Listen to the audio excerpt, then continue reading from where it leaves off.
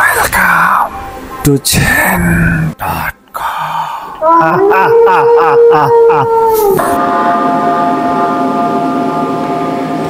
আসসালামু আলাইকুম বন্ধুরা, কেমন আছেন সবাই? আশা করি আল্লাহর অশেষ রহমতে সবাই অনেক ভালো আছেন। আজকে আমাদের জিন.কমের দ্বিতীয় পর্বে আপনাদের সবাইকে স্বাগত। আজকে আমাদের মাঝে উপস্থিত আছেন প্রতিবারের মতোই আলিফ হোসেন। তার কাছ থেকে আজকে আমরা একটি ভয়ানক ঘটনা শুনব। চলুন আমরা চলে যাই তার কাছে। তুমি এসেছ জিন.কমে। এখন থেকে রাত হবে, অন্ধকার, তোমার গায়ে কাঁপুনি উঠবে। শুরু হচ্ছে ভয়ের এক নতুন গল্প। আসসালামু আলাইকুম, আবার আসলাম আপনাদের মাঝে। আমি মোহাম্মদ আলিফ হোসেন। আজকে আমি আপনাদের সামনে একটা ঘটনা উপস্থাপন করব, আমার নানার মুখ থেকে শোনা এবং তার সাথে ঘটে যাওয়া ঘটনা। সময়টা তখন পাকিস্তান পিরিয়ড।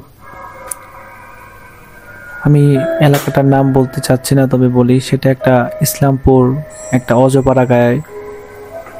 নানু তখন আপনার পশু হাসপাতালে চাকরি করত। রাস্তাঘাট তখন তেমন ছিল না, দু পায়ের রাস্তা, তারপর তার ভিতর আবার ইট দিয়ে বসানো রাস্তা। বুঝতে পারছেন কেমন ছিল তখন একটু। সে সময় ইসলামপুর, আমাদের নানুর বাসাটা আসলে ছিল রেলওয়ে স্টেশনের খুবই কাছে। আর সেই সময় নানু যেভাবে বলছে আমি সেভাবে আপনাদের সামনে উপস্থাপন করব। নানু বলল, তখন জ্যোৎস্না রাত, চারিদিকে ঝোপঝাড়, শুধু পায়ের রাস্তা।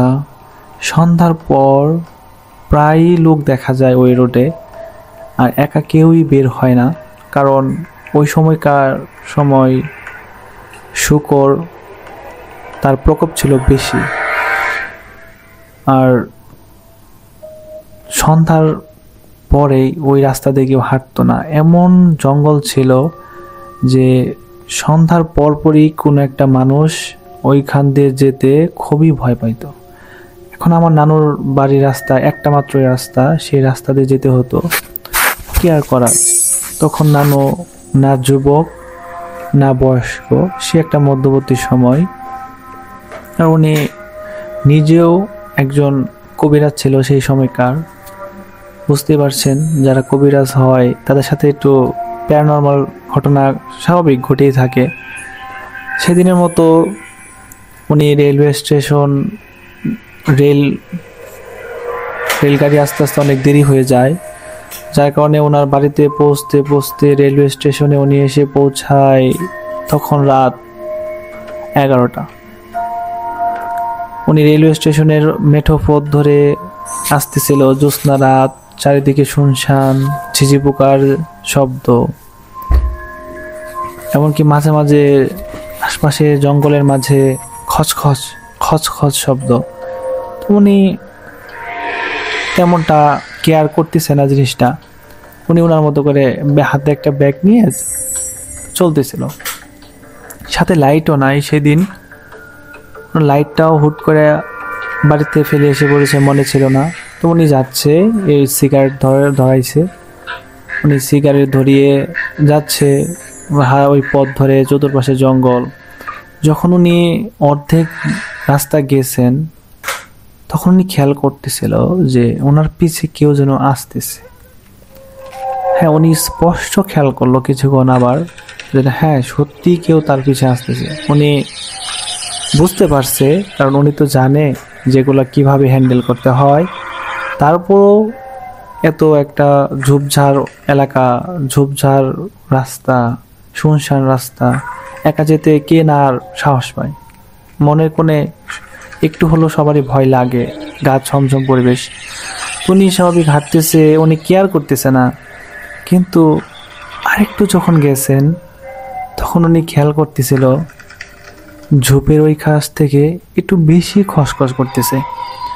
তো উনি আবার কোনো দিক কান না দিয়ে আবার হাঁটা ধরছে, আলহামদুলিল্লাহ। তখন হুট করে তার সামনে কালো কুচকুচে লমস, স্বাভাবিকের চেয়ে অনেকটাই বড় একটা শূকর রাস্তার এই পাশ থেকে ওই পাশ ওই পাশ থেকে ওই পাশ অনবরত যাতায়াত করতেছে। উনি তখনও কিছু টের পান নাই।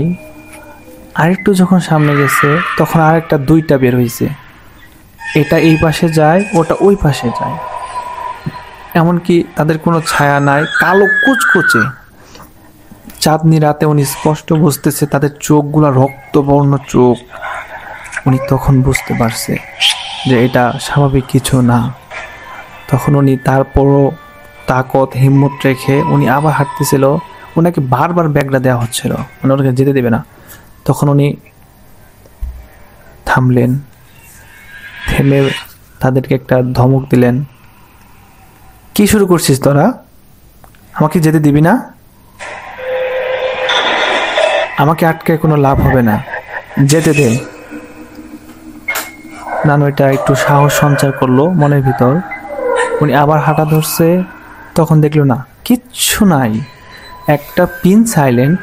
ওই সময় কোনো একটা আওয়াজ হচ্ছে না, একদম গা ছমছমে পরিবেশ। তারপর ওনার একটু একটু সংকোচ লাগতেছে, তারপরও এখনও অনেকটা যাওয়া বাকি। তো উনি আবার সাহস করে একটু নিঃশ্বাস ফেলে আর একটা সিগারেট ধরিয়ে আবার চলতেছে। উনি দেখতেছিল আরেকটু সামনে গিয়ে ওনার থেকে 15 কদম দূরে একটা বিশাল একটা ঝোপ, বাঁশবাগান। ওইখানে আরও অনেক নাকি কাহিনী হইতো, দিনে দুপুরে নাকি অনেক কাহিনী হইতো, যাক ওইদিকে গেলাম না। তো উনি বলতেছে যে ওই সময় নাকি সে যাওয়ার সময় দেখতেছিল একটা সাদা কাপড় পরা একটা উঁচা লম্বা একটা মহিলা, মানুষের যেমন হাইট থাকে তার চেয়ে একটু লম্বা, এক জায়গায় বসে কান্না করতেছিল।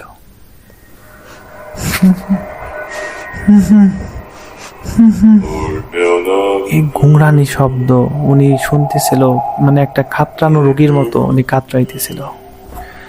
নানা দেখছে, দেখে উনি তখন, এখন তো পিছানোর টাইম নাই, এখন তো সামনে দিতে পারছে না। উনি একটু দাঁড়ালো, নিজেকে ভিতরে একটু সাহস সঞ্চার করলো, তে বলল, কে তুই? কে কে তুমি? ওভাবে ওখানে কান্না করতেছো কেন? কোনো সারা শব্দ নাই। আমার নানু বলল, কথা বলো না কেন? কার বউ তুমি? এখানে কেন? তারপরও কোনো সারা শব্দ নাই। তখন নানার আর জানার বাকি রইল না যে এটা নিশ্চয়ই কোনো খারাপ নেগেটিভ অ্যাক্টিভিটিস। তখন নানু বলতেছিল, তুই কি যাবি না? আমাকে কি তোর সাথে লড়াই করতে বলিস? আমার পথ ছেড়ে দে, যদি তোর ভালো চাস তো আমার পথ ছেড়ে দে। এই কথা বলার সাথেই একটা ফাল দিয়ে সাথের একটা খেজুর গাছ অনেকটাই লম্বা ওইখানে উঠে পড়ছে। পড়ার সাথে কিলকিল কিলকিল করে হাসতেছে, শুধু হাসি। নানা বলতেছে, তুই যত হাস আমাকে তুই আটকাতে পারবি না, তুই ভালো করে চিনিস আমি কে।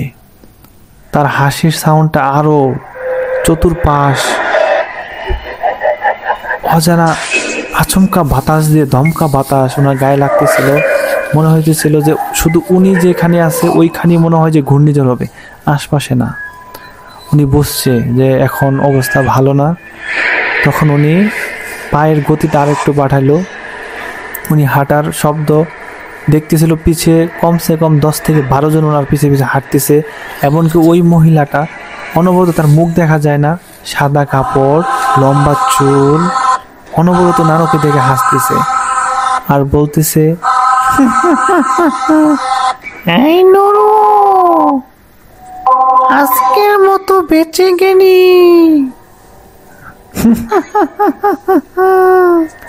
নানু মানে এই ঘটনার জন্য আসলে নানু প্রস্তুত ছিল না।